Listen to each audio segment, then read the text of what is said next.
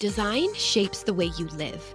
I'm Nico, an interior design expert focused on the connection between home and well-being. Using science, design, and professional expertise, I'll help you shape a space that elevates your mindset and enhances your well-being. Let's create space for better living, starting now. Welcome to today's episode of Your Home by Design, where we're diving into a topic that affects us all, sleep. We've all experienced those nights where we just don't feel rested, no matter how long we've been in bed, whether it's tossing and turning, waking up throughout the night, or just feeling drained, no matter how many hours of sleep we get. It's easy to brush it off as a normal part of life, but what if we don't just want good sleep, but we want great sleep? In today's episode, I'm excited to explore how we can transform our sleep environment, specifically our bedrooms, to set ourselves up for success.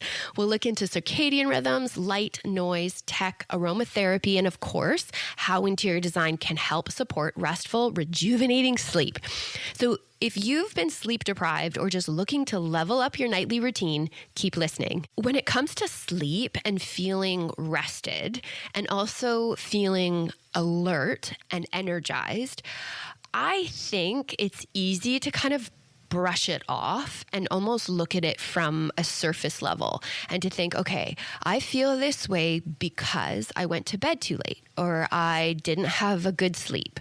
I woke up in the night several times. I was uncomfortable. I tossed and turned, so I mean, you've experienced that, right? And what do you do with that information? Do you let it be surface and brush it off? Okay, on to the next night. Or is there anything that you look to change after that happens? Do you take that information and turn it into some form of action? I know for myself, I'm like, okay, I just have to adjust. I have to get to bed early. I have to do my wind down. I have to get back to a consistent bedtime and wake up time. I mean, like, who doesn't want a great sleep? I don't think I've ever spoken to anyone who doesn't want to wake up feeling rested, to wake up with energy and ready to tackle their day.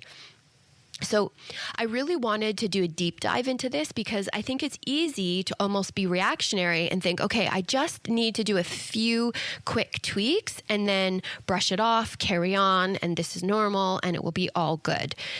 But what if you don't want things to be good? What if you want your sleep and your day as a result of that great sleep to be great? You want to wake up in the morning, no matter what time of year, and feel great. Are there things that we can do to ensure this happens? Are there any guarantees? So I decided it would be great to look into what sleep experts are saying, to do a bit of a deep dive into circadian rhythms and noise levels, light, tech, sleep disturbances. We'll talk a bit about aromatherapy and, of course, how interior design in the bedroom is impacting your sleep. I always try to keep the episodes to around 20 to 30 minutes, but we'll see how it goes today. It may just run on longer. We'll see. Or it may just be that I have to do a part 2, which I'm sort of thinking I might want to do eventually anyway, because there's so much information in this. So have you ever been sleep deprived? I swear I am still recovering from the lack of sleep with my kids. So seriously, my kids are 26 months apart. So when they were teeny tiny, there were days where I was so sleep deprived, right? To the point of not even being able to run certain errands because I didn't think it was safe for me to drive. Like, I remember I have a few very vivid memories of feeling like I should not drive today. And that's the worst, right? Those nights where you can't sleep or your sleep has been interrupted or you just can't, you can't fall asleep. You can't stay asleep. You wake up feeling really, really tired still.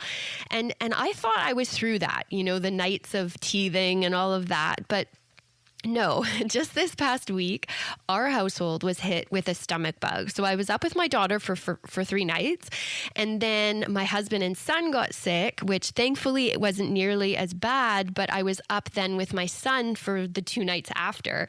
So needless to say, I am very, very tired today. This episode is very timely for me personally, but I also think it's just a really important topic because, in life, some things are unavoidable. It is out of our hands, right? I mean, if it was my choice this past week, I would have had the deepest sleeps. I would have been able to wind down and read. There was a few nights where I set out to do that, and then all of a sudden I heard my daughter, so I ran into her room. So it wasn't possible. But now that it's behind me, I can refocus and I can take some extra time to wind down. I can use my bedroom as a tool for better living, which means waking up feeling rested and ready for my day. So have you ever heard of a sleep concierge?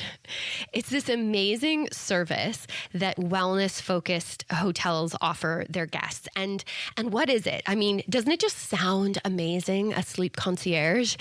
So basically, it's a concierge service dedicated to improving your sleep. So some hotels offer things like a pillow menu. So if you're a side sleeper or a back sleeper, you can choose from all sorts of pillows that will assist you in whichever way you sleep.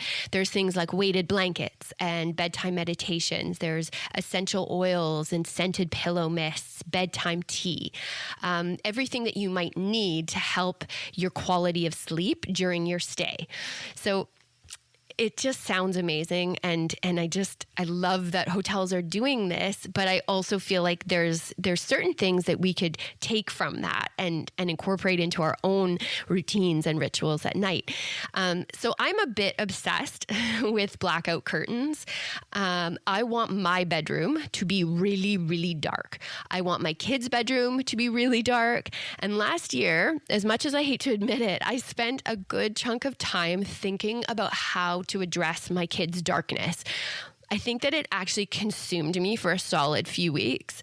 I was like, well, what if I try this? And what if I try that? And I took down they had big drapes in their room, and I thought, their rooms are fairly small. So I thought, it's too fussy. There's too much fabric. We don't want that, even though I had the blackouts. So I took those down. I got blackout rollers, but then if you've ever done rollers, you know that there's a little bit of light bleed that's somewhat unavoidable because of how the hardware goes in. So anyway, I'm like, oh my gosh, this light bleed at night in the summer, it's coming through and we can see it and it's going to keep them up and all this. So yes, I spent a few weeks, and to be totally honest, I am not through that yet. I have not come up with a solution because very soon after that, our clocks changed. So it was really bright in the summer, and then now, then it moves into a different time of year and things are darker earlier. So I didn't have to worry about it, but here we are now in the spring and things are lightening up again. So I imagine that I'm going to have to get back on that and tackle that again, especially after what I've learned and what I am sharing with you today. So, yeah, and I've talked to some people who don't mind sleeping when it's not completely black. They don't need blackouts, or at least they feel like they are fine without them. It doesn't bother them. And some people even go as far as saying that they prefer not having blackouts because they like the idea of waking up with the sun. So, I mean, and that sounds great. And although we do know that getting daylight exposure early in the day is good for our circadian rhythms, it's the nighttime that isn't a natural thing. I mean, how often do you have complete darkness? We don't really anymore in our modern world. If I turn off all the lights at night in our home, it won't be dark. Inside our home, we have appliances that have digital clocks. We have a street light across the street. We have farm fields that are about 10 minutes away that have greenhouses. And on a cloudy night, you can actually see this sort of halo, this glow in the sky in the distance. And although it doesn't affect our home, it doesn't light up our home, it keeps the night bright. We have a neighbor that has a really aggressive sensor light. So we don't ever experience complete darkness. I remember being a child and looking up at the sky, and it was full of stars. It was this black sky, and there were so many stars. Our circadian rhythms need darkness as well as early exposure to light. So it's important to have darkness while we sleep. The absence of light at night is equally as crucial for maintaining a healthy sleep-wake cycle. And we'll get into this in a minute. Also, we don't experience silence. When was the last time you thought, wow, it's completely silent? We're not used to sitting in silence and stillness anymore. We're also exposed to all the world's trouble at any given moment, right? Our devices are constantly telling us what's going on in the world. And often that can feel weighty. It can add a weightiness to our day. We're also extremely distracted. And unfortunately, none of these things boost your sleep. The number of hours of sleep on average seems to have decreased. There's some studies that suggest that people are sleeping less than they did in the past. But the interesting thing is we understand more so today than we ever have the impact and the importance of good quality, adequate sleep, how it affects our brains. I mean, to put it simply, if we don't have adequate sleep, we struggle to remember things and we struggle to learn new things. Our problem-solving abilities are impaired. We're more irritable. We're anxious. Depression, mood swings, even toxin buildup within our bodies.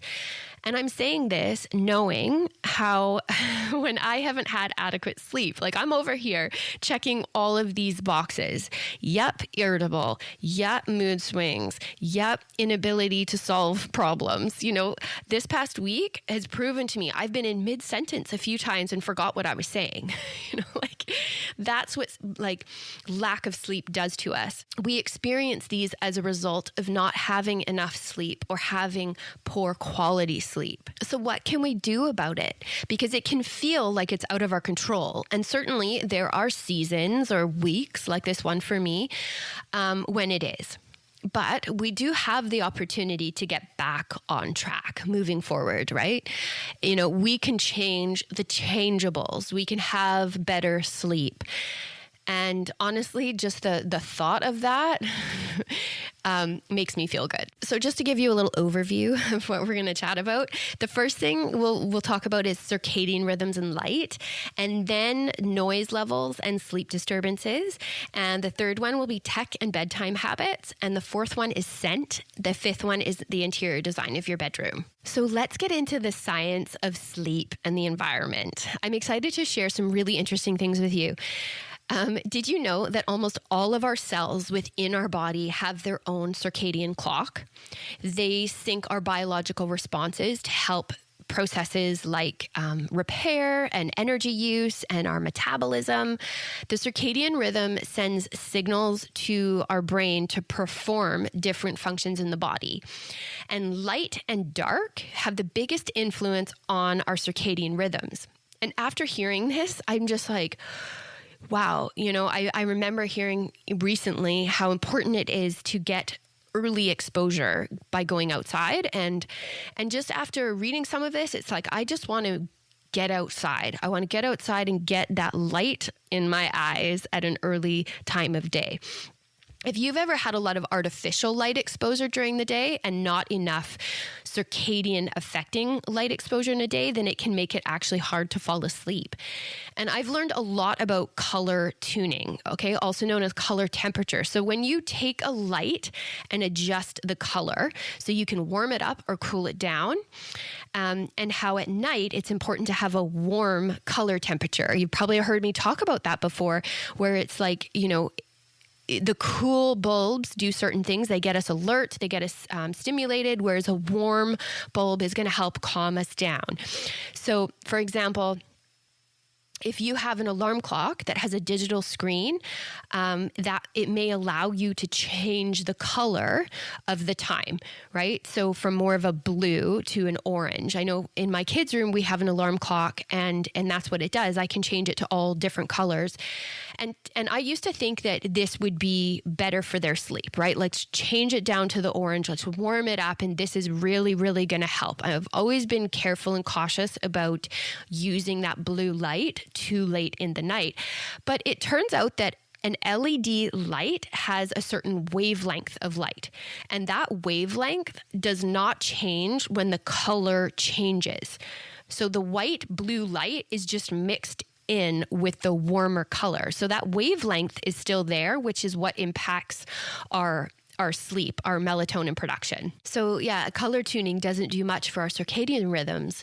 I mean, it will for sure help with atmosphere and ambiance and the feelings of relaxation, because we associate warmth, dim lighting to sunset and evening light, which gives us a psychological response, but it won't actually have a biological response in terms of having any real impact on our circadian rhythms, compared to something called a spectrally optimized LED, which has been scientifically designed to support health and performance.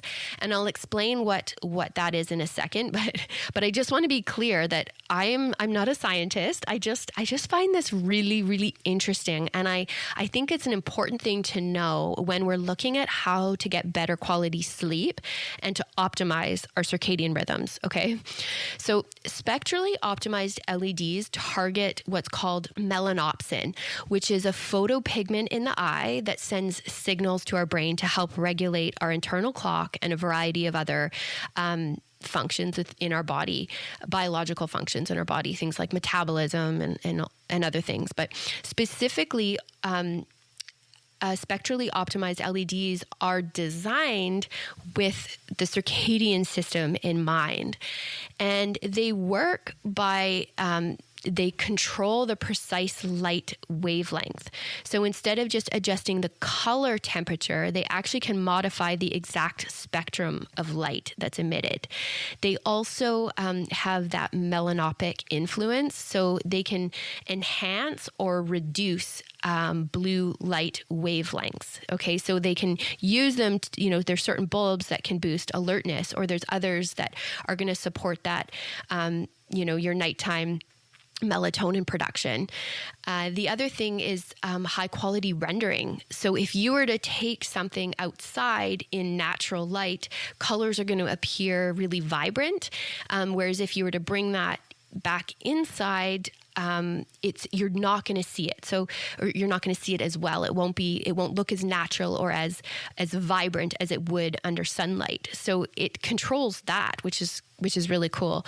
The other thing is, it reduces flicker and glare and blue peaks. So I guess that can cause eye strain and sleep disruption and headaches. So it's said that they're less harmful lights. So when we think of ambient lighting and creating a restful, relaxing vibe, dimming our lights and using warm lights is something that we can do. But just simply dimming your LED light or choosing a warm LED for something like the bedroom doesn't do much, as we talked about, for our biological responses. So if your goal is to improve your sleep, the best thing you can do is use spectrally optimized LEDs. And if that isn't the case for you, right? Like if you're like, you know what, I can't switch out all my bulbs right now or whatever. For me, I know that I'm planning on switching out some of my bulbs. So our bedroom bulbs in my kids' room. And I will also probably switch out the lights that I use at night. So in the evening, I'll often dim down certain lights, or I'll turn certain lights off and turn others on. I have lamps that I use at night, so I will switch those out to spectrally optimized lighting. But if you're not, or if you can't do that, then the best thing that you can do, aside from that, is just focus on seeking natural light during the day, earlier on in the day, and reducing any blue light exposure in the evening. Doing that can have a really positive effect on improved sleep quality. So now I want to talk about noise levels when you're sleeping. I don't know about you, but I've always been a somewhat light sleeper. So if there is a noise going on around me when I'm trying to fall asleep, or even if there's been a sound that's while I'm sleeping, I would often wake up from hearing something. And I've lived in a few cities, and I always remember that whenever I initially move in to a new place, I would say, okay, it takes me a week or two to get used to it, to get familiar with those noises, for those noises to not wake me up or to keep me up. The sirens of a city, the hustle and bustle. And I would always think, okay, once I get through that week or two, then I won't notice it anymore, which, I may not have consciously been aware of it anymore to the point of it waking me up or catching my attention. But I would still hear it because our brains still process sound while we sleep. A noise can actually raise your cortisol levels and your adrenaline, your stress response. So even while you're sleeping, your biology can be affected from it. I mean, have you ever felt stressed just when you're trying to fall asleep? You've been in a stressful state and you're trying to fall asleep. And I mean, that idea of stress and sleep just feels like such a contrast, because sleep is meant to be relaxing. It's meant to be restorative, rejuvenating. So, the idea when you picture having a really good sleep or having a really good wind down time, you don't often associate that with feelings of stress. It's counterintuitive, but it's not always avoidable, is it? Because there are times where we might feel stress when we're falling asleep, when there is noise going on around us that is keeping us awake or disturbing our sleep. And, if our sleep is disrupted, it reduces REM sleep, which is crucial for processing emotions and problem solving. So if this is happening, if you do experience noise, if there are things going on around you at night that are unavoidable, what can you do to help this? Is there anything that we can do to sort of guard our space and eliminate as much external noise as possible? From what I've read, utilizing pink noise and brown noise is really important. This will help eliminate a bit of that sound. The studies suggest that these enhance deep sleep and memory. And there was a study that found that it lowered brain activity, which led to a more stable sleep. And another study found that people, when they used it, they slept more deeply. So it does suggest that we can actually control, if we can eliminate some of that and have our brain hear brown and pink noise versus being interrupted by random noises here and there, that it will have an effect on our quality of sleep. So now I want to talk about tech and bedtime habits. So for tech, it's really, really important to not be on a device too close to sleep time. The blue light from a TV, a smart TV, or a phone, or a laptop or iPad, these all affect your circadian rhythms. And, it's just one of those things. This has become a habit for people, is to have their devices, to be on their devices or smart TV really close to bedtime, and then to sleep with it next to them. And it's just, this is not going to help your circadian rhythm, okay? I'm sure you've heard me say before to designate your spaces and to create boundaries on how you use the space. And most importantly, what you want the space to do for you, right? If you want your bedtime to be restful and relaxing, you want your bedroom to help you sleep, what are the designations that you have to put in place? Is it that you might have to purchase a new alarm clock to avoid using your phone, that habit of checking your phone in the night, the habit of watching TV before bed, right? So if you look at your habits around tech before bed, and then you use habits and routines you pair those with things that promote relaxation at nighttime and morning, then you'll have the best outcomes. Routines are so important, and creating a healthy bedtime and morning routine that you do each and every day, especially when you get off track, right? For whatever reason, you just have to come back to it. You've created a healthy routine, a healthy habit. And then when you get off track, you've got your roadmap, right? You can just come back to it. You've removed the guesswork, and you just have to go to your default, to what you've already put in place. So what would a good healthy routine look like? Well, getting into bed at a specific time, reading, journaling, prayer, candles, scents, even light stretching before you go to bed, and things like that skincare routine, calm music.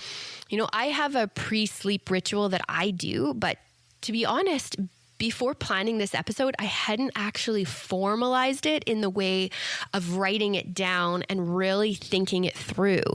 So, which I have done since. And I really think about, how I need to use my space, how my space needs to be at night, and what I want to do in it at night, right? My morning routine most days is to make my bed, to start off in the morning and make my bed, to try to do a little tidy up if I need to. I know how my space needs to be set in order for me to enjoy it during the day, for it to remind me during the day when I come into the space at any point in the day. It can be at 5 o'clock, 5:30, and not bedtime, but I'm coming into that space for whatever reason. And when I walk in, it's set. It reminds me that this is a space to unwind. This is a space to relax, to chill, and then to sleep, right? And I would say that it always needs work. I think our bedrooms, especially, we need to be very careful in how we designate that space and not allow it for most of the time to move away from that. And when it does move away from that, again, we have that roadmap. We have the default that we just have to get back to. So now I want to talk about scent and sleep. Scent can play a really important role in our sleep. It really impacts the quality of sleep. Back to the whole sleep concierge and the hotel, having something like a pillow mist and essential oils. I really always thought that having essential oils, it smells amazing and it certainly helped me feel relaxed, but I never understood really what it's doing to our bodies. So scent plays a powerful role in our sleep because it directly impacts the brain's limbic system, which is responsible for emotions and memories and behavior. Certain scents can activate the parts of the brain that help us feel calm, relaxed, and help us get ready for sleep, while others can have a really stimulating effect that actually keeps us awake. So our sense of smell signals to our brain. Scent can immediately evoke a memory and a feeling. It can tell our body to relax and unwind or to become alert.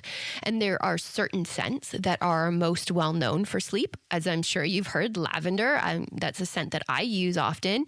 But lavender is the most obvious one. And according to research, it suggests that it really does help with sleep. It may help you fall asleep faster and help you have a higher quality of sleep. So just using lavender, of course, it's part of that. When we have a deep soak in a bath, often the scent that we use for relaxation in a bath is lavender. When anything promotes sleep, or anything that's being sold that has a scent that's used for sleep or used for relaxation, often that scent is lavender. And that's why. But yeah, so why do certain scents promote deeper sleep? Well, some scents like lavender and jasmine may help us fall asleep because they trigger relaxation in the brain. But they also promote deeper sleep because they cause a more balanced and consistent sleep cycle. And this happens because they activate the parasympathetic nervous system, also called the rest and digest system, which helps the body unwind from stress, and it also prepares it for restoration. So there's certain scents like lavender and chamomile that are believed to increase the amount of of time spent in deep sleep. So chamomile, like lavender, is soothing and it has a really calming effect. It's been said to reduce anxiety and stress and just overall get the body ready to go to sleep. And then there's jasmine. I personally love the smell of jasmine, the sweet smell of jasmine. And it's been known to have positive effects on sleep quality that actually helps people feel more rested and refreshed when they wake up. And it leads to a more consistent and restorative rest. And then there's sandalwood. Sandalwood is another scent that promotes relaxation. And it also may reduce anxiety and just, again, improve the overall quality of sleep. And I personally like to use a diffuser. So I'll just put a few drops of essential oil in a diffuser. I think that it's a perfect way to kind of get that scent in the air. I love doing it in the bedroom, in the living room, whether it's in the morning or the night. I really enjoy using a diffuser. There's also the pillow sprays, which we talked about. I actually have a bedtime mist spray that I will often spritz in my kids' room before they go to bed. And then even, in the bath, right? You put a few drops of lavender or whatever in your bath before you go to sleep. These are some great ways to use essential oils, to use scent as a way to help calm us and get us ready for bed. So now I want to talk about the overall design of the space, the design of your bedroom. How are you creating an environment that's conducive to sleep? Because interior design in the bedroom is impacting your sleep. And so you want to ask things like, is it calm? Is the space you've created calm? With the colors, the mood, the ambiance, is it clean and organized? Does it feel intentional? When we look at the colors of the walls, to the art on the walls, to the feel of the bedding, the ambiance we create, you want to think about what the most relaxing thing for you is. What is it that puts you at ease? When you walk into your room at night, we know that simplicity in what we see and what we do helps us, right? So is it cluttered or is it really clean?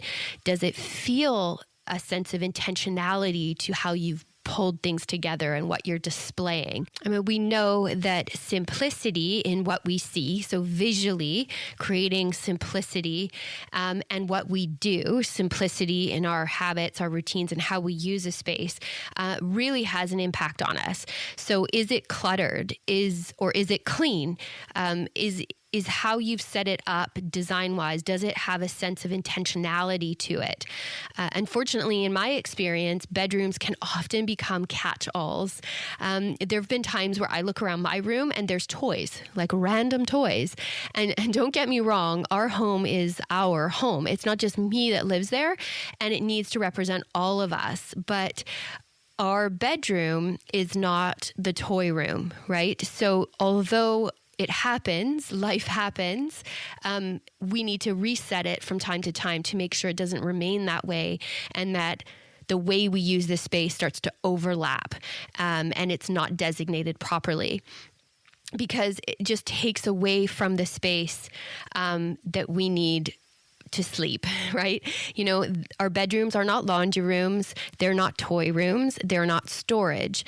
And I think often they are used for these things, but if we designate this space for what it is and design it for what it needs to be, a relaxing retreat to promote good sleep. So we pull the colors, art, texture. We tell that story in every choice we've made. Colors that relax you may be different from colors that relax someone else. So what we do know is muted colors, similar to the colors found in nature, help us to feel calm, help to create a relaxing vibe, a really calm atmosphere. So things like soft blues and greens, taupes, and even warm grays. Nature really is the perfect palette in creating a soothing, relaxing atmosphere. And if you can tie in the view from your window, so position your bed if you're going to sit up in the morning and look out the window, use these things that will increase that relaxation and that calm, inviting atmosphere. And I want to point out that a lot of time and energy often goes into looking at how to create the perfect headboard wall, right? So we trim it up, we put wallpaper, lighting, we do like a statement headboard, we dress our bedside tables.